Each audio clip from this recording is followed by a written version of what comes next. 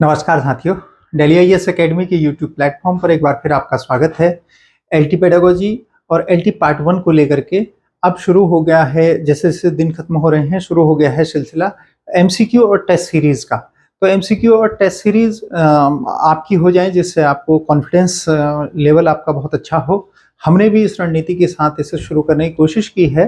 तो आज आपके सामने यूनिट 2 को लेकर के एक एमसीक्यू है पेडागोजी की, जिसमें इसमें अभी रीजनिंग और जीके इंडिया और उत्तराखंड शामिल नहीं है, केवल पेडागोजी शामिल है। और विशेषकर से इस चैप्टर का, इस एमसीक्यू का फोकस यूनिट 2 पर है।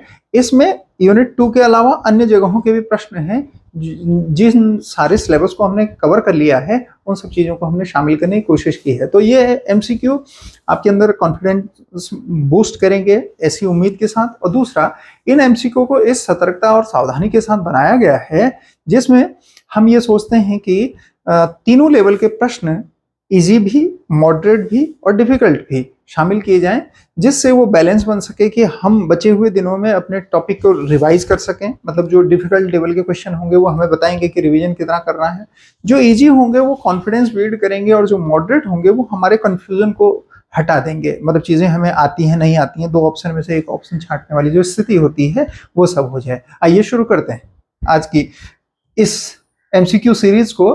राष्ट्रीय पाठ्यचर्या की रूपरेखा 2005 में कक्षा 2 तक गृह कार्य की अनुशंसा नहीं की गई है। कक्षा 3 से प्रति सप्ताह कितने घंटे की गृह कार्य की अनुशंसा की गई है, बात की गई है प्रति सप्ताह की। और इसमें एनसीएफ में ये बात कही गई है 1, 2, 3, 4 घंटे प्रति सप्ताह की बात हो रही है। तो इसका सही आंसर है 2 घंटे प्रति सप्ताह। आगे बढ़ें। निःशुल्क और अनिवार्य शिक्षा का अधिकार अनुच्छेद 45 से हटाकर अनुच्छेद 21 में रखा गया है। अब अनुच्छेद 45 किससे संबंधित है? सवाल 21A और 45 को कंपेयर करने की बात है। तो आपने एनसीएफ पढ़ते समय और आरटीई पढ़ते समय भी जब हम रिवीजन कर रहे थे तो ये पढ़ा था कि अनुच्छेद 45 को अब 86वें संविधान संशोधन 2002 के द्वारा जब संशोधित किया गया तो वहां 45वें में 6 वर्ष तक के बच्चों को इंक्लूड कर दिया गया, और जो 6 वर्ष से अधिक यानी 6 से 14 वर्ष के हैं उन्हें अनुच्छेद 21A में रख करके उन्हें शिक्षा का मूल अधिकार दे दिया गया। देखें, 6 वर्ष तक की आयु के बच्चों की शिक्षा तथा देखभाल, 0 से 14 वर्ष तक के बच्चों की शिक्षा और देखभाल, अनुच्छेद 45 का सवाल है, ध्यान रखें। 14 वर्ष से अधिक आयु के बच्चों की शिक्षा और देखभाल, 14 वर्ष तक के विद्यालय छोड़ देने वाले बच्चों की शिक्षा और देखभाल। तो छोड़ देने वाले बच्चों की तो बात ही नहीं है, ये नहीं हो सकता। और ये 14 वर्ष से अधिक आयु के लिए ये नहीं हो सकता, और 0 से लेकर के 14 वर्ष ये कोई कैटेगरी है ही नहीं, इसलिए आंसर केवल ए बनता है, ये सही उत्तर है। विद्यालय में बच्चों को शारीरिक दंड और मानसिक उत्पीड़न अब आंशिक रूप से प्रतिबंधित है। अब का मतलब आरटी 2009 के बाद। आंशिक रूप से पार्शियली प्रोहिबिटेड कहेंगे इसे। पूर्णतः प्रतिबंधित है, अत्यंत विशेष परिस्थितियों में ही दिया जा सकता है। गैर सहायता प्राप्त पूर्णतः निजी विद्यालयों में ही दिया जा सकता है। तो ये तो नहीं हो सकता है कि प्राइवेट स्कूल में दिया जा सकता है, ऐसा नहीं।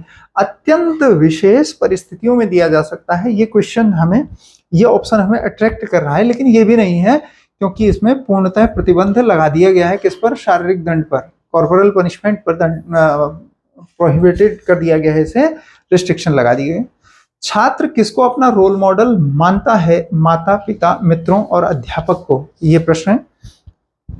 ये देखें, ये अध्यापक की भूमिका एक चैप्टर है। उस अध्यापक की भूमिका को अलग अलग चीजों में पूछा गया है। मानसिक स्वास्थ्य में भी पूछा गया है और सामाजिक विकास में भी पूछा गया है, और उसके आदतों के निर्माण में भी, मतलब मूल्य निर्माण में भी शिक्षक की भूमिका अलग अलग जगह पर पूछी गई है। उससे संबंधित प्रश्न है। आगे देखें। राष्ट्रीय पाठ्यचर्या की रूपरेखा 2005 के अनुसार निम्नांकित में से कौन सा प्रमुख बदलाव नहीं है, पूछा है। कौन सा बदलाव नहीं किया गया उसमें? अध्यापक केंद्रित से अध्येता केंद्रित की ओर, हाँ, टीचर सेंटर्ड से चाइल्ड सेंटर्ड की ओर, ऐसा तो हुआ है। अध्येता स्वायत्तता से अध्यापक अभिदशा की ओर, मतलब स्टूडेंट को, अध्येता को, स्टूडेंट को ऑटोनॉमस बनाने से अध्यापक अभिदशा की ओर, मतलब टीचर को ऑटोनॉमस बनाने की बात कह रहा है। अच्छा और देख लें, कंफ्यूजन और क्लियर हो जाए। निष्क्रिय से सक्रिय अधिगम अभिग्रहण की ओर, ये तो है ही है। कक्षा कक्ष की चार दीवारी में अधिगम में विस्तृत सामाजिक परिप्रेक्ष्य की ओर, ये कहा गया है कि हमें पाठ्यचर्या को सामाजिक जीवन से जोड़ना होगा, तो ये भी है। अब क्या नहीं है, ये टीचर सेंटर्ड बनाने की बात नहीं कही गई है, ये ऐसा कह रहा है ये ऑप्शन, अध्येता स्वायत्तता से अध्यापक अभिदशा की ओर, मतलब टीचर कंट्रोल क्लासरूम नहीं कहा गया है उसमें। एनसीएफ में क्या कहा गया है, चाइल्ड सेंटर्ड एजुकेशन की बात कही गई है, और उसी को हम क्या कह रहे हैं, अध्येता स्वायत्तता कह रहे हैं, चाइल्ड ऑटोनॉमस। अच्छा, ऑपरेशन ब्लैक बोर्ड के बारे में एक प्रश्न है। अब operation black board dot dot से संबंधित है। ग्रामीण विद्यालयों में ब्लैक बोर्ड उपलब्ध कराने से, सार्वजनिक पंजीकरण कराने से, सभी विद्यालय में आधारभूत सुविधाएं उपलब्ध कराने से, बीच में ही विद्यालय छोड़ने को रोकने से संबंधित है। आपको ये ऑपरेशन ब्लैक बोर्ड पढ़ते समय कहा गया था क्या, कि सभी विद्यालयों में आधारभूत सुविधाएं, जो बेसिक इंफ्रास्ट्रक्चर है उसे डेवलप करने, ताकि शिक्षा को रोचक और अच्छा बनाया जा सके, और अव्ययन एवं अवरोधन यानी वेस्टेज और स्टैग्नेशन को रोका जा सके, स्टैग्नेशन को रोका जा सके। अच्छा, अगला प्रश्न देखें। एनसीएफ 2005 के अनुसार शिक्षक की भूमिका एक डॉट डॉट डॉट की होती है, नेता की, मूल्यांकनकर्ता की, प्रशिक्षक की और उपयुक्त सभी की। तो उत्तर है क्या, प्रशिक्षक की होती है, मूल्यांकनकर्ता, नेता ये नहीं होती। मूल्यांकनकर्ता मतलब है जो केवल जज करे, लेकिन केवल जज थोड़ी करता है टीचर। टीचर तो हमें प्रशिक्षण देता है, और प्रशिक्षण का मतलब हुआ कि ये उपयुक्त सभी, मतलब वो नेता नहीं है ऐसा, ये भी हमें मानना होगा, क्योंकि वो हमें सिखाने वाला और वो ज्ञान की दिशा में ले जाने वाला व्यक्ति है। तो ऐसा इसका उत्तर। और एनसीएफ 2005 की संस्तुतियों के अनुसार लघु उत्तरात्मक प्रश्नों का प्रतिशत होना चाहिए, कितने प्रतिशत शॉर्ट आंसर टाइप क्वेश्चन होने चाहिए, तो इसका उत्तर 5 से 10%, और 25 से 40%, 70 से 80%, उपयुक्त सभी। तो उपयुक्त सभी नहीं है, 25 से 40% जो है वो लघु उत्तरात्मक शॉर्ट आंसर टाइप क्वेश्चन होनी चाहिए। वो ऑब्जेक्टिव भी हो सकते हैं, वन लाइनर भी हो सकते हैं, और सत्य असत्य भी हो सकते हैं, हाँ नहीं भी हो सकते हैं, ट्रू फॉल भी हो सकते हैं। आगे, एनसीएफ 2005 मुख्यतः है पर आधारित है, व्यवहारवाद पर, संरचनावाद पर, मानववाद पर और रचनावाद। अच्छा देखें एक बार, व्यवहारवाद, संज्ञानात्मकवाद और मानववाद और संरचनावाद। तो आपको पता है कंस्ट्रक्टिविज्म पर है, संरचनावाद पर। कौन सा एनसीएफ 2005 का एक दिशा निर्देशन सिद्धांत नहीं है, पूछा है। ये आपको बताया ना, एक हैबिट डेवलप कर लें एग्जाम जाने से पहले, अगर किसी क्वेश्चन में नहीं पूछा तो उसे अंडरलाइन करते हुए चलेंगे। ऐसी बहुत सारी छोटी छोटी बातें हैं, क्योंकि एग्जाम में सिलेक्शन हमारा केवल इस वजह से नहीं रुकता है कि हम उन प्रश्नों के उत्तर नहीं जानते थे जितने उसमें पूछे गए, या हम उतने प्रश्नों के उत्तर नहीं जानते थे जितनी मेरिट गई। तो कई बार ऐसा होता है कि हम मेरिट से ऊपर प्रश्नों के सही उत्तर जानते हैं, लेकिन एग्जाम हॉल में उन 2 घंटों में कंसंट्रेशन लेवल ठीक नहीं रख पाने की वजह से हम कुछ छोटे छोटे एरर्स करते हैं। उन छोटे एरर्स को कैसे ठीक करना होगा, वो भी आगे स्ट्रेटजी वीडियो एक बनाएंगे, तो उसमें आपको बताएंगे कि वो क्या स्ट्रेटजी होगी एग्जाम हॉल में, कैसे 2 घंटे अपने आप को बहुत व्यवस्थित मानसिक रूप से और फिजिकली, मेंटली, इमोशनली रखेंगे, ये समझना होगा। वहाँ इमोशनल इंटेलिजेंस की बड़ी आवश्यकता होती है, वो कैसे रखनी होगी उस पर प्रैक्टिस करेंगे, पर पहले क्वेश्चन की प्रैक्टिस। ठीक है, तो क्या नहीं है एनसीएफ 2005 का एक दिशा निर्देशन सिद्धांत, क्या नहीं है, ज्ञान को विद्यालय के बाहर जीवन से जोड़ना, ये तो है। दोहराव शिक्षण से अलग हटना, विद्यार्थियों में अंकगणितीय सक्षमता बढ़ाना, और लोचदार परीक्षा प्रणाली। तो इनमें से क्या नहीं है, इनमें से सी नहीं है, विद्यार्थियों में अंकगणितीय सक्षमता बढ़ाना। बल्कि दोहराव शिक्षण से अलग हटना, ये तो है, मतलब बार बार उसी चीज को रिपीट कर रहे हैं, बल्कि हमें नए तरीके से करना होगा। तो इनोवेटिव टीचिंग की बात कर रहा है, उसे बढ़ाना होगा, ये बात कही गई है। तो अलग हटना मतलब वो ट्रेडिशनल तरीके से हर बार एक ही तरीके से नहीं करेंगे, अलग हटेंगे उससे और बाहर के जीवन से जोड़ेंगे, और लोचदार मतलब फ्लेक्सिबल एवोल्यूशन सिस्टम लागू करेंगे, ऐसा। आगे बढ़े। निम्नलिखित संरचनाओं में से शिक्षा का अधिकार अधिनियम 2009 किसकी वकालत करता है? इनमें से कौन सी बात करता है? एकीकृत शिक्षा, इंटीग्रेटेड एजुकेशन, समावेशी शिक्षा, हमने बहुत डिटेल से ये बातें पढ़ी हैं। हमने सामान्य शिक्षा, विशेष शिक्षा, इंटीग्रेटेड यानी एकीकृत शिक्षा और समावेशी शिक्षा को बहुत विस्तार से समझा पढ़ा है। आप उसे देख लें उस वीडियो को, तो यूट्यूब पर आपके पास अवेलेबल है ही है। और यहाँ से बहुत सारे प्रश्न पूछे जाने की संभावना हमेशा बनती है। तो एकीकृत शिक्षा, समावेशी शिक्षा, पृथक्करण, मुख्यधारा शिक्षण, इनमें से कौन सा एक आरटी 2009 किसकी वकालत करता है पूछा है। तो सबसे ज्यादा समर्थन इसकी करता है समावेशी शिक्षा की, कि सभी को शामिल किया जा सके, ऐसी शिक्षा हमें देनी होगी। आगे देखें, निःशुल्क और अनिवार्य शिक्षा अधिकार आरटी अधिनियम 2009 की आयु के बीच के बच्चों पर लागू होता है। 0 से 6 नहीं, वो अनुच्छेद 21A की बात हो रही है ये। तो ये किस पर लागू होता है? 14 से 35, 6 से 18 और 6 से 14। तो अब एक कंफ्यूजन ये है कि दिव्यांगजन के लिए ये 6 से 18 लागू होता है, पर यहाँ दिव्यांगजन के लिए पूछा नहीं गया, ये जनरल बच्चों के लिए पूछा गया। तो आंसर होगा 4। 6 to 14। और 13वां प्रश्न, कक्षा 1 से 5 के विद्यालय में कुल 62 विद्यार्थी हैं।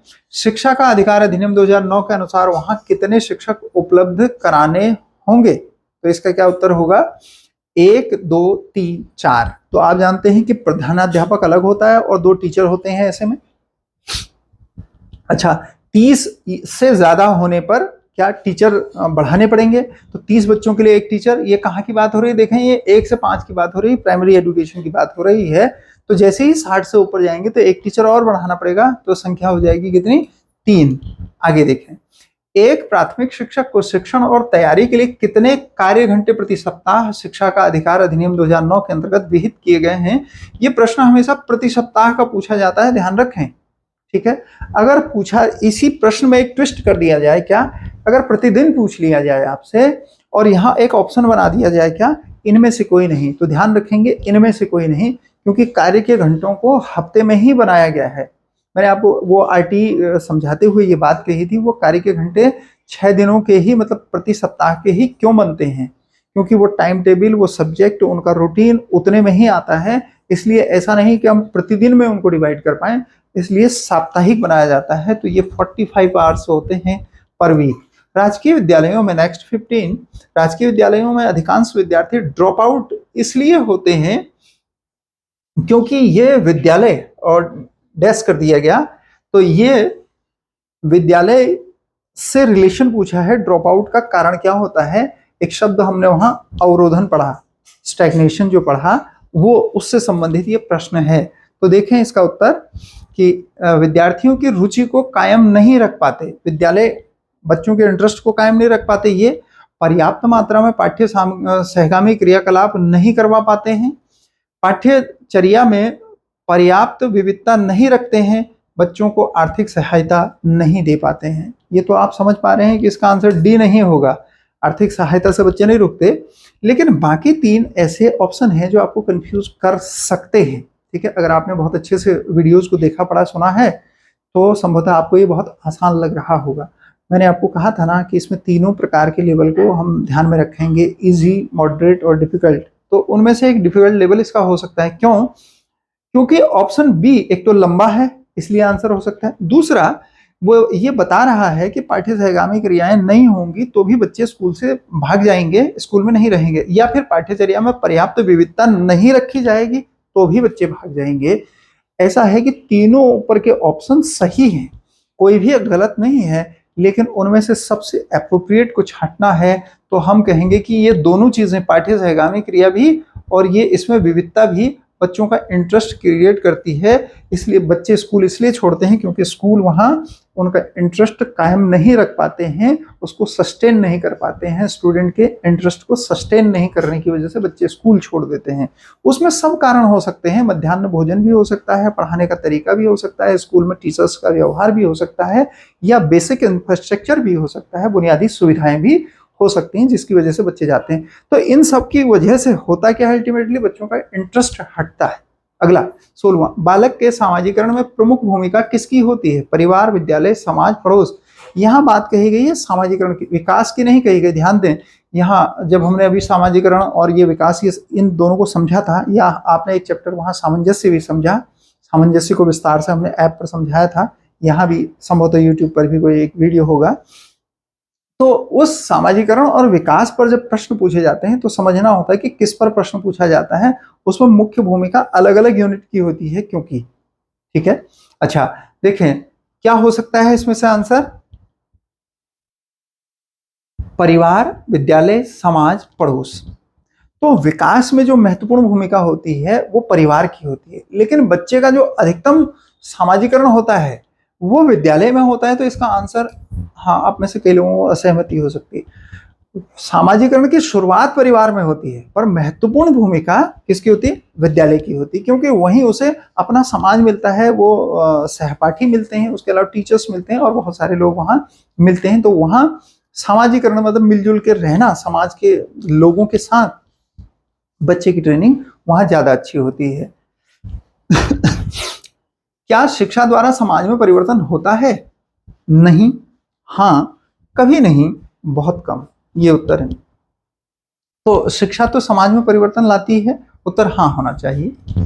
आगे ये आपको आ भी रहा है, बहुत सारे प्रश्न आपको आ रहे हैं। हमारा उद्देश्य भी ये है कि बचे हुए दिनों में, देखिए मतलब आपको एमसीक्यू ऐसे भी मिल सकते हैं प्रैक्टिस करने को, जो प्रैक्टिस करने के बाद आपका कॉन्फिडेंस नीचे ला दें, और ऐसे भी हो सकते हैं जो बचे हुए दिनों में आपका कॉन्फिडेंस बनाए रखें। ठीक है, तो उस बात को ध्यान में रखते हुए ही हमें काम करना होगा। ठीक है, अगला सवाल है, प्रचलित योजनाओं में नई जानकारी जोड़ने को किस नाम से जाना जाता है? ये पियाजे वाला चैप्टर है।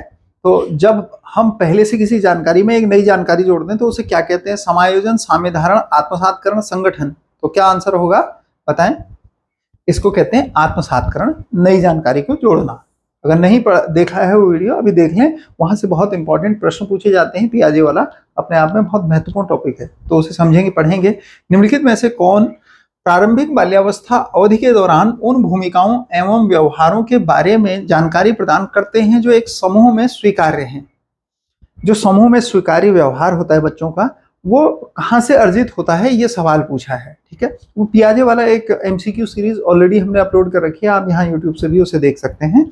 भाई बहन एवं अध्यापक, अध्यापक एवं साथी, साथी एवं माता पिता, माता पिता एवं भाई बहन, ये बात हमारी वहां भी हुई थी। तो इसका सही उत्तर है माता पिता एवं भाई बहन के व्यवहार से बच्चे सबसे ज्यादा किस बात पर, जो अन्य लोगों के साथ उनकी भूमिका है उस पर, उस काम को करते हैं।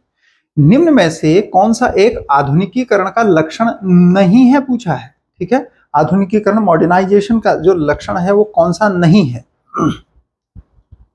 समय दिशा के प्रति जागरूक रहना, व्यावहारिक दृष्टिकोण अपनाना, अप्रजातांत्रिक मूल्यों की उपेक्षा करना, यानी जो डेमोक्रेटिक नहीं है ऐसी बातों को इग्नोर करना, और परंपरागत भारतीय समाज की शिक्षा की उपेक्षा करना। इनमें से कौन सी एक आधुनिकीकरण का लक्षण नहीं है? समय और दिशा के प्रति जागरूक रहना मतलब आगे किस दिशा में जाना है, ये समय कैसा चल रहा है, ये तो होगा मॉडर्नाइजेशन। व्यवहारिक दृष्टिकोण का अपनाना है, मतलब समय के साथ साथ कौन कौन सी चीजें प्रैक्टिकल रह गई हैं उसे जानना होगा।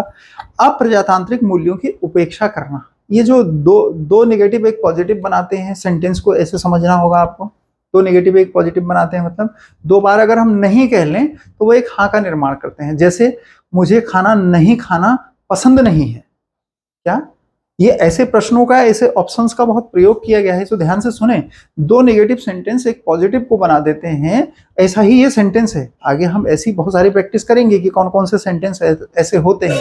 असल में देखिए ना, समस्या ये नहीं है कि हम लोग इसे नहीं समझते कि ज्ञान क्या है, जानकारी क्या है, चैप्टर क्या है, बल्कि हम प्रश्नों की कुछ टर्मिनोलॉजी होती है, कुछ टेक्निक होती है जो हमसे गलत कराने के लिए यूज की जाती है। हम उस टेक्निक को जब तक नहीं जानेंगे, एग्जाम हॉल हम कितना भी नॉलेज लेकर जाएं, वो हमारे लिए बड़ा चैलेंजिंग हो जाएगा। इस बात को ध्यान में रखना होगा। ठीक है, तो देखें, जैसे मैंने कहा आपको कि मुझे खाना नहीं खाना पसंद नहीं है, इसका मतलब क्या हुआ? मुझे खाना खाना पसंद है, ये कहना चाह रहे हैं। मतलब नहीं खाना पसंद नहीं है, इसका मतलब खाना पसंद है। मुझे खुश नहीं रहना पसंद नहीं है, खुश नहीं रहना पसंद नहीं, इसे हम ऐसे भी कह सकते हैं मुझे खुश रहना पसंद है। तो दो नहीं एक हाँ का निर्माण कर रहे हैं।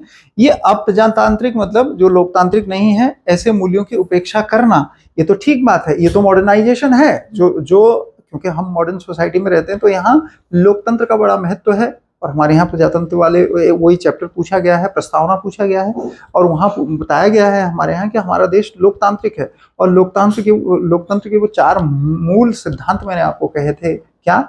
समानता, स्वतंत्रता, न्याय और बंधुत्व, ये चार लक्षण हैं। ये कह रहा है उन उन समानता, स्वतंत्रता, बंधुत्व और न्याय को जहां नहीं माना जाएगा, हम उस सारी बातों का विरोध करेंगे। हाँ, ये भी मॉडर्नाइजेशन है। देखें, परंपरागत भारतीय समाज की उपेक्षा, ये क्या है? परंपरागत भारतीय समाज की शिक्षा की उपेक्षा करना, यही है। इसे उपेक्षा करना, और कोठारी आयोग ने कहा था ना, वो जो परंपरागत भारतीय समाज की शिक्षा है उसे भी अपनाना होगा। अगर उसे इग्नोर करेंगे तो वो आधुनिकीकरण नहीं होगा। तो ये है आंसर। आगे, किस आयोग ने परंपरागत भारतीय, देखिए आगे उसी प्रश्न को पूछ दिया गया, परंपरागत भारतीय समाज की शिक्षा के उद्देश्यों में आधुनिकीकरण को शामिल किया है? कोठारी आयोग, सैडलर, मुदालियर, कोलकाता। ये आपको आंसर आ गया, कोठारी आयोग। क्या मीडिया आधुनिकीकरण तथा सार्वभौमिकरण में सहयोग करता है? नहीं। हाँ, कभी कभी, कभी नहीं, ऐसा होता है। तो ये हमेशा ऐसे ही प्रश्न वहां कंफ्यूज करते हैं। मतलब है तो बहुत इजी, तो अब हाँ कहें नहीं कहें, कभी कभी करता है कभी कभी नहीं करता है, कहें क्या कहें? तो किस में पूछा है? मॉडर्नाइजेशन में और यूनिवर्सलाइजेशन में। हाँ, मीडिया ऐसा करता है और हमेशा करता है। ठीक है, सेकंड आंसर। सामाजिक परिवर्तन में निम्नलिखित में से किसकी भूमिका महत्वपूर्ण है? शिक्षा की, धर्म की, ईश्वर की, इनमें से कोई नहीं। तो सामाजिक परिवर्तन में शिक्षा की भूमिका महत्वपूर्ण होती है। निम्न में से किसने समाज को सामाजिक संबंधों का जाल माना? Email Durkheim, MacIver page, George पेने, जॉन डेवी। तो इसका सही उत्तर है मैकाइवर पेज। ठीक है, आगे बढ़ें। 25 नंबर का प्रश्न है,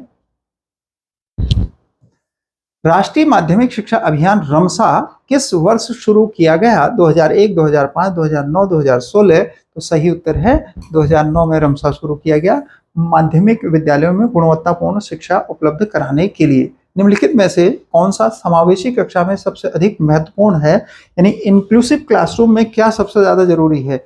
एक रूप निर्देशन, मानकीकृत परीक्षण, प्रतियोगी अधिगम को बढ़ावा देना, विशिष्ट शिक्षा योजना चलाना। तो इनमें से कौन सा है? देखें, विशिष्ट शिक्षा योजना चलाना मतलब एक तो सामान्य है जो चल रही है, लेकिन विशिष्ट का मतलब क्या है? एजुकेशन फॉर एवरी इंडिविजुअल जहां किया जाता है, यानी हर विशेष बच्चे के लिए विशेष योजना बना करके पढ़ाने का जो काम होता है, उसी को कहते हैं विशिष्ट शिक्षा योजना। तो समावेशी शिक्षा में इस बात का ध्यान रखा गया है। आगे 27 नंबर, संगठित शिक्षण की सफलता किस पर आधारित होती है? समाज के समर्थन पर, पाठ्यपुस्तकों की उत्कृष्टता पर, पढ़ाई ज्ञान के साधनों का उत्कृष्ट दर्जा देने पर, शिक्षकों के रवैये में बदलाव से। क्या संगठित शिक्षण कैसे होगा? अच्छा शिक्षण कैसे होगा? शिक्षण तब अच्छा होगा जब समाज का समर्थन होगा। हम उन बातों को सिखाएं जो समाज से जुड़ी हुई हैं। वो आपको विवेकानंद का सेंटेंस याद है ना, मतलब जन सामान्य की उपेक्षा राष्ट्रीय पाप है। शिक्षा में आम व्यक्ति की उपेक्षा करना राष्ट्रीय पाप है। उस पर से एक अप्लाइड क्वेश्चन बनाया गया है। हाँ, अगर आपने वो चीजें नहीं देखी हैं तो देखनी होंगी। मतलब अब आपके पास ये समय है कि आप मिनिमम पर सिमट करके तैयारी कर सकते हैं। ठीक है, तो अगर आप चाहें तो हमारे ऐप पर ये सारी चीजें पहले से अवेलेबल हैं, आपकी जानकारी में भी हैं। ऐप का लिंक नीचे डिस्क्रिप्शन बॉक्स में दिया गया है। वहाँ हमारे ये पार्ट 1 का कंप्लीट कोर्स है, जिसमें उत्तराखंड भी है और इंडिया जीके भी है, रीजनिंग भी है और ये पेडागोजी भी है। और ये साइमल्टेनियसली उसमें चीजें एक साथ अपलोड होती हैं डेली बेस पर, और एमसीक्यू भी हम कराते हैं ताकि आपके अंदर चैप्टर्स के साथ साथ कॉन्फिडेंस भी आ जाए। तो समावेशी भाषा क्या होती है? समावेशी भाषा की इंक्लूसिव लैंग्वेज की बात कही गई है यहाँ। शिक्षा की भाषा जो छात्र की मातृभाषा के साथ मिली जुली हो, वो इंक्लूसिव है। वह भाषा जो सरल हो और ग्रामीण और शहरी दोनों क्षेत्रों के शब्दों का उपयोग करती हो। संयुक्त रूप से छात्रों द्वारा बोली जाने वाली सभी बोलियों का उपयोग हो और किसी कक्षा में शिक्षक द्वारा शिक्षण के विभिन्न छात्रों द्वारा बोली जाने वाली विभिन्न भाषाओं का उपयोग करता हो। तो क्या इसका आंसर हो सकता है? तो देखें, इसका आंसर है बी। वह भाषा जो सरल हो और ग्रामीण और शहरी दोनों क्षेत्रों के शब्दों को शामिल करती हो, उसी को कहेंगे समावेशी। ठीक है, इसमें ऐसा नहीं कि आंसर और नहीं हो सकते, हो तो सकते हैं, पर यहां ध्यान देने की बात यह है कि एप्रोप्रिएट आंसर क्या हो सकता है, उसे हमें लेना होगा। ठीक है, आगे देखें। समावेशी शिक्षा से ही एक और प्रश्न, समावेशी शिक्षा डैश दाखिले संबंधी कठोर प्रक्रियाओं को बढ़ावा देती है, मतलब एडमिशन को लेकर के स्ट्रिक्ट है, तथ्यों की शिक्षा मतारोपण से संबंधित है और हाशिए पर स्थित वर्गों से शिक्षकों को सम्मिति करने से संबंधित है और कक्षा में विविधता का उत्सव मनाती है। तो समावेशी शिक्षा क्या है इनमें से? कक्षा में विविधता होगी वही समावेशी शिक्षा है, जहां सब तरह के बच्चे होंगे वो है। ठीक। अच्छा, समस्या के अर्थ को जानने की योग्यता, वातावरण के दोषों, कमियों और रिक्तियों के प्रति सजगता, यह विशेषता किसकी है? निम्न में से किस प्रकार के बच्चों में यह पाया जाता है? ऑप्शन ए प्रतिभाशाली। प्रतिभाशाली मतलब जो अपने बहुत योग्य हैं, जो वातावरण के साथ या वातावरण के दोष और कमियों को जानते हैं और रिक्तता का अनुभव करते हैं, मतलब कहाँ क्या सुधार किया जा सकता है, उसी को रिक्तता का अनुभव कहते हैं। मतलब अपॉर्चुनिटी ऑफ इम्प्रूवमेंट जो ढूंढ लेते हैं, सुधार की गुंजाइश ढूंढ लेते हैं, वो कौन से बच्चे होते हैं? प्रतिभाशाली बच्चे, सामान्य बच्चे, सृजनशील बच्चे, और इनमें से कोई नहीं। क्या आंसर होगा? सृजनशील बच्चे। ठीक, बहुत अच्छा आंसर आपका। आगे बढ़ें। हार्वर्ड गार्डनर के बहुबुद्धिमत्ता के अनुसार विद्यालयों में बुद्धिमत्ता के किस रूप का सम्मान नहीं किया जाता है? स्थानिक बुद्धि, भाषा संबंधी बुद्धि, तार्किक बुद्धि, उपर्युक्त में से कोई नहीं। तो स्कूलों में किस बात को इग्नोर किया जाता है? भाषा संबंधी तो पढ़ाया जाता है, तर्क संबंधी यानी गणित और विज्ञान तो पढ़ाया जाता है, तो उपरोक्त में से कोई नहीं तो होगा नहीं। तो स्थानिक बुद्धि जो है, जो लोग वास्तुकार मूर्तिकार बनते हैं, ऐसा गार्डनर, हार्वर्ड गार्डनर ने कहा था, जो चीजों में, छुपी हुई चीजों में, मतलब कोई आकृति, कोई मूर्ति, कोई प्रतिमा देखते हैं, जो आर्किटेक्चर बनते हैं, ऐसे लोगों को, ऐसे मस्तिष्क को डेवलप करने की इग्नोरेंस की जाती है हमारे यहाँ विद्यालयों में प्रायः। तो ए इसका आंसर है। ठीक है। साइकोमेट्रिक परीक्षण में जी कारक का अस्तित्व ... द्वारा प्रस्तावित किया गया। बिनेट ने, बेवेज ने, थॉर्नडाइक ने, स्पीयरमैन ने। ये तो आपको आता है, बीएड का प्रश्न है। स्पीयरमैन ने जी कारक को माना था। जी और एस मानते थे ना। जी मतलब जनरल इंटेलिजेंस जो होती है। कौन सा गार्डनर की 7 बुद्धिमत्ताओं की सूची में नहीं है? स्थानिक बुद्धि, प्रकृतिवादी बुद्धि, भौतिक बुद्धि और अंतरावैयक्तिक, इंट्रापर्सनल जिसे हम कहते हैं, तो उसमें से इन्होंने भौतिक बुद्धि को नहीं माना है। आगे देखें। गिलफोर्ड ने अभिसारी चिंतन, एक व्यक्ति का नाम लिखा गिलफोर्ड, और गिलफोर्ड का अभिसारी चिंतन वहां सृजनात्मकता में आपको विस्तार से बताया है। तो गिलफोर्ड ने अभिसारी चिंतन पद का प्रयोग किसके समान अर्थ में किया है? बुद्धि के, सृजनात्मकता के, बुद्धि एवं सृजनात्मकता दोनों के, और इनमें से कोई नहीं। अक्सर ऐसे में हम जिसमें 2 शामिल होते हैं उसे ऑप्ट करते हैं, पर यहाँ है नहीं। उन्होंने कहा बुद्धि अलग चीज है और सृजनशीलता अलग चीज है, और सृजनशीलता वो है जो क्या, जो अभिसारी चिंतन करती है। ठीक है। आगे। 25 साल के लड़के की मानसिक उम्र 16 साल है, तो उसका आईक्यू होगा? ये प्रश्न पहले, इससे पहले भी ऐसे प्रश्न की एक प्रैक्टिस हमने की थी।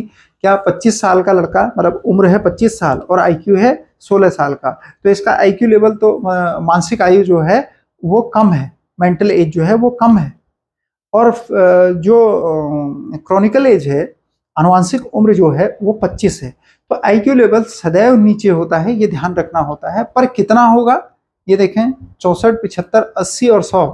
तो क्या करना पड़ेगा इसमें? 16 × 100 और बट्टे 25 ऐसा करना पड़ेगा। तो इसका आंसर हो जाएगा क्या? 64। ठीक है। आगे देखें। माला की माताजी एक जिम्मेदार अभिभावक हैं जो माला की आवश्यकताओं को पूरा करने के लिए ध्यान रखती हैं। माला एक शिशु है। एरिक्सन के अनुसार माला के ... की संभावना है। किस बात की संभावना है माला को लेकर के? ये ऑप्शन आपके सामने रहे, देखें। विश्व पर आधारभूत विश्वास का जीवन पर्यंत दृष्टिकोण बनाने की, कुछ पठन बाधाओं का अनुभव करने की, और कुछ अपने भाई से लगाव बनाने में कठिनाई की, और उपहृत बच्चा बनने की, यानी इग्नोर्ड चाइल्ड बनने की। तो माला की माताजी एक जिम्मेदार अभिभावक हैं, माला की आवश्यकताओं को पूरा करने के लिए ध्यान रखती हैं, और माला एक शिशु है। मतलब यहाँ किस बात का ध्यान रखती हैं कहा गया? आवश्यकताओं की पूर्ति, सभी, मतलब शारीरिक, मानसिक, इमोशनल, सब तरह की आवश्यकताओं को ध्यान में रखती हैं। तो वो बच्ची कैसी हो सकती है? यहाँ ऐसा तो कोई संकेत नहीं दिया कि वो एबनॉर्मल है। तो कुछ पठन बाधा, इससे कहाँ पता लग रहा है कि वो पढ़ने में कमजोर है? यहाँ कोई पढ़ने लिखने की बात थोड़ी कही गई, ये नहीं हो सकता आंसर। अच्छा, यहाँ कोई भाई की बात भी नहीं कही गई, माता उस बच्ची का ध्यान रखती है? सिंपल इतनी बात कही, उसकी जो जरूरत है। ये भी नहीं हो सकता, इग्नोर्ड चाइल्ड भी नहीं हो सकता। तो आंसर है ए, विश्व पर आधारभूत विश्वास का जीवन पर्यंत दृष्टिकोण बनाने, इसलिए वो ध्यान रखती है उसका, ताकि उसका दृष्टिकोण अच्छा बने इस दुनिया के प्रति। ठीक है, आगे क्रेस्मर के अनुसार पिकनिक प्रकार के व्यक्तित्व वाले व्यक्ति की विशेषताएं। देखिए, व्यक्तित्व चैप्टर हमने विस्तार से पढ़ा है, तो इसकी क्या विशेषताएं होती हैं जो क्रेस्मर ने कही? पिकनिक प्रकार के जो लोग होते हैं, सामाजिक अंतर्मुखी एवं शर्मीले होते हैं, सामाजिक बहिर्मुखी और शर्मीले होते हैं, सामाजिक बहिर्मुखी और मिलनसार होते हैं, और सामाजिक अंतर्मुखी और मिलनसार होते हैं। एक रिक्वेस्ट है आपसे, हमारा ये यूट्यूब पर भी व्यक्तित्व चैप्टर का वीडियो पड़ा है, उसकी डिटेल से वीडियोस तो ऐप पर हैं, लेकिन यहाँ ये समझ लेना बहुत जरूरी है कि ये एलटी का बड़ा फेवरेट एरिया रहा है पिछले सालों में भी, व्यक्तित्व चैप्टर, तो उसे अच्छे से समझ करके जाइएगा। इसका आंसर सी है। आप जहां से भी पढ़ रहे हो, लेकिन समझ वो है कि एमसीक्यू की प्रैक्टिस में कोताही मत करिएगा, जहां से मिले अच्छे ऑथेंटिक एमसीक्यू करते चलिए।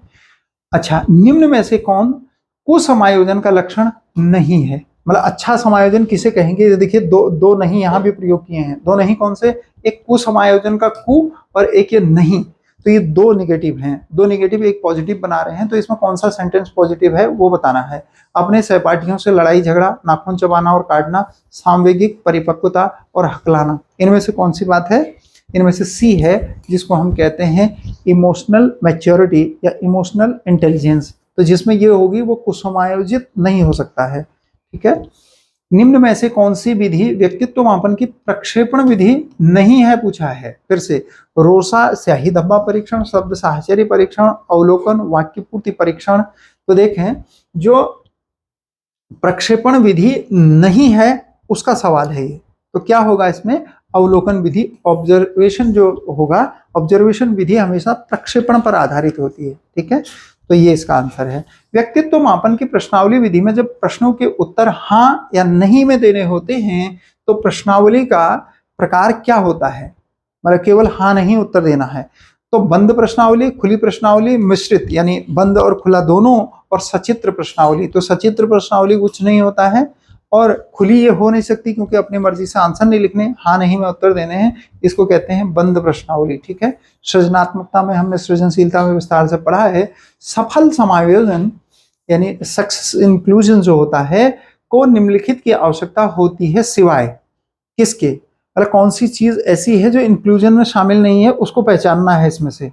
पृथक्करण, अभिभावकों की भागीदारी, क्षमता संवर्धन, संवेदनशील बनाना। संवेदनशील बनाएंगे तो भी समावेशन होगा, क्षमता संवर्धन कैपेसिटी बिल्डिंग जब होगी तब भी होगा, और अभिभावकों की भागीदारी होगी तब भी समावेशन होगा। और एक समावेशन का ठीक अपोजिट वर्ड लिखा हुआ है, एंटोनियम लिखा हुआ है, इसको कहते हैं पृथक्करण।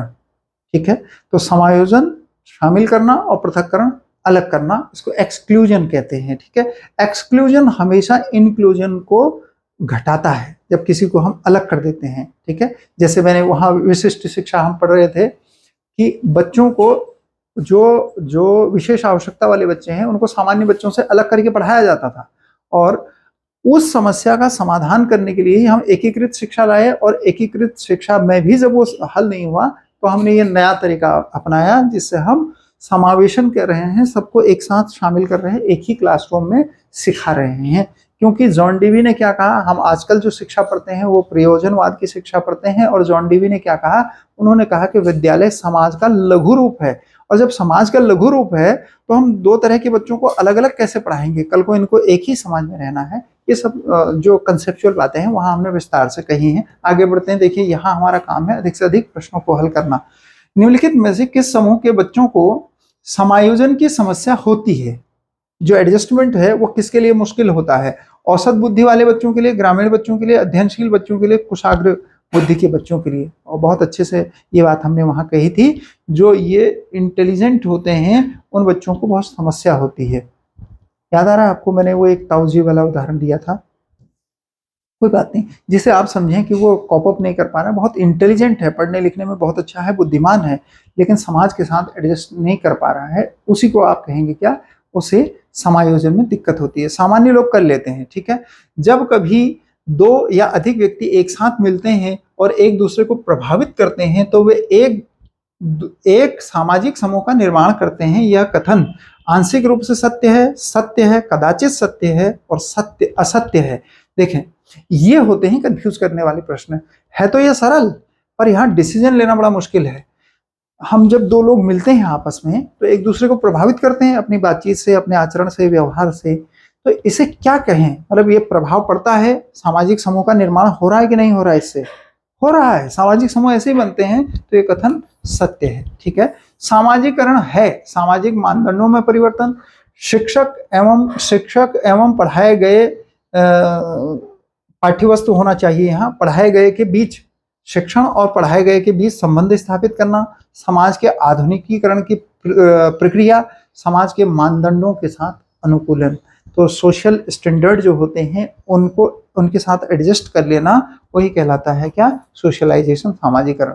अच्छा, 45वां प्रश्न देखिए, सृजनशीलता के पोषण के लिए, क्रिएटिविटी के लिए, फॉर द नर्चरमेंट ऑफ क्रिएटिविटी के लिए अध्यापक को निम्न में से किस विधि की सहायता लेनी चाहिए? ब्रेनस्टॉर्मिंग विचारावेश की, व्याख्यान विधि की, दृश्य श्रव्य सामग्री की, ये सभी की। इन सभी से होता है सृजनशीलता को बढ़ावा मिलता है। व्याख्यान से भी होता है, दृश्य श्रव्य सामग्री का प्रयोग करेंगे तब भी होगा। और ब्रेन स्टॉर्मिंग, जिसको मस्तिष्क मंथन भी कहा जाता है या हिंदी में विचारावेश भी कहते हैं, मतलब ऐसे ऐसे ऊल जलूल, कठिन, जटिल, उलझे हुए पहेली प्रश्न पूछना जिससे बच्चे तुरंत बहुत सारे विकल्पों को सोचने के लिए मजबूर हो जाएं, उसको कहते हैं हम विचारावेश, विचार मंथन, मस्तिष्क मंथन या मस्तिष्क आलोड़न भी कहते हैं। और या फिर ये ब्रेन स्टॉर्मिंग, अच्छा इंग्लिश का शब्द आता है इसके लिए। सबसे अधिक गहन और जटिल सामाजिकरण होता है किससे? किशोरावस्था के दौरान, पूर्व बाल्यावस्था के दौरान, प्रौढ़ावस्था के दौरान, व्यक्ति के पूरे जीवन में। तो सबसे जटिल पूछा है, तो पूरे जीवन में तो सामाजिकरण तो होता है, पर सबसे जटिल कब होता है? तो ये डी आंसर तो नहीं होगा। अब ऊपर की तीन में से कोई चीज होगी। प्रौढ़ावस्था में कम हो जाता है सामाजिकरण, क्योंकि लोगों से मिलना जुलना सापेक्षिक रूप से घटता चला जाता है। किशोरावस्था के दौरान, पूर्व बाल्यावस्था के दौरान, ये विकल्प बचे आपके पास। तो किशोरावस्था में अधिक से अधिक समाज के साथ, ये प्रायः होता है, इसलिए ऐसा प्रश्न है। तो किशोरावस्था, एडोलेसेंस इसका आंसर है। 47, आनुवांशिकता को डॉट डॉट सामाजिक संरचना माना जाता है। कठिन प्रश्न है ये, है तो एक लाइन का। गौण यानी सेकेंडरी, गत्यात्मक डायनेमिक, और स्थिर कांस्टेंट, और प्राथमिक प्राइमरी, इनमें से क्या होगा? जो आनुवांशिकता होती है वो सामाजिकरण में कैसी होती है? सेकेंडरी होती है, कांस्टेंट होती है, गत्यात्मक होती है, प्राथमिक होती है। तो वो स्थिर होती है, मतलब जैसा जो फीचर हम लेकर के एक बार अपने जेनेटिक रूप में पैदा हो गए हैं वही रहेंगे, उसके बाद उनमें बदलाव नहीं आता है, वो स्थिर होते हैं। ठीक है, ये 47 नंबर का आंसर स्थिर। बालक का विकास परिणाम है वंशानुक्रम का, वातावरण का, वंशानुक्रम तथा वातावरण की अंतःक्रिया का, और आर्थिक कारकों का। बड़ी खुशी हुई ना ये प्रश्न देखकर, आपको आ रहा है, क्योंकि सी इसका आंसर। ठीक, बहुत अच्छी बात, बधाइयाँ आपको।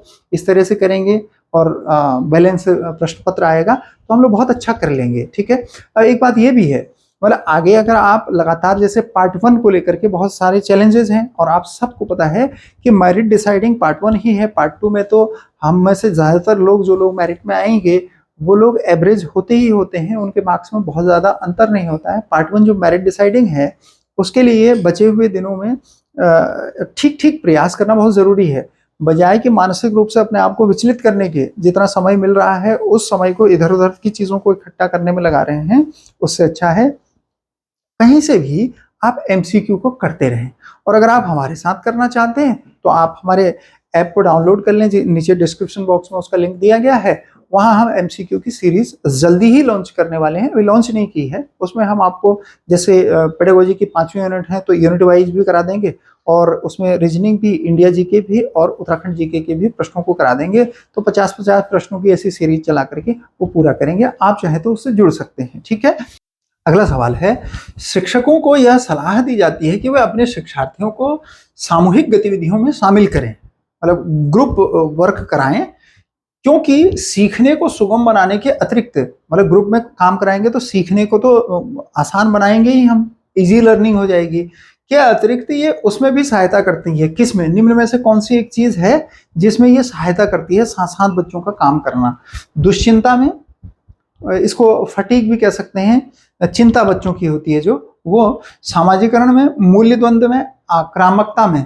तो सामाजिकरण भी होगा उससे बच्चों का, एक तो वो सीखना आसान हो जाएगा, दूसरा उनका सोशलाइजेशन हो जाएगा, इसलिए ग्रुप वर्क कराने की सलाह दी जाती है। अच्छा देखें, एक प्रश्न और है, निम्न में से कौन सा मुख्य रूप से आनुवांशिकता संबंधी कारक है?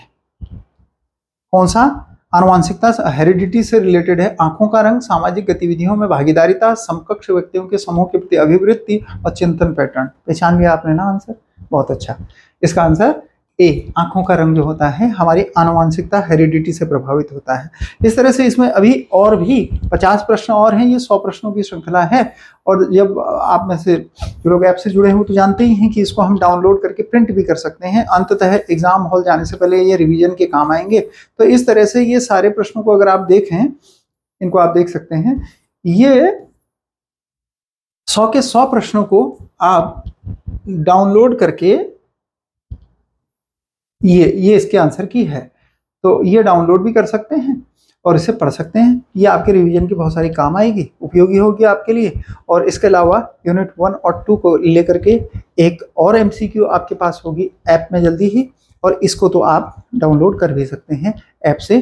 तो हम मिलते हैं आपको नेक्स्ट एमसीक्यू में, तब तक के लिए थैंक यू सो मच।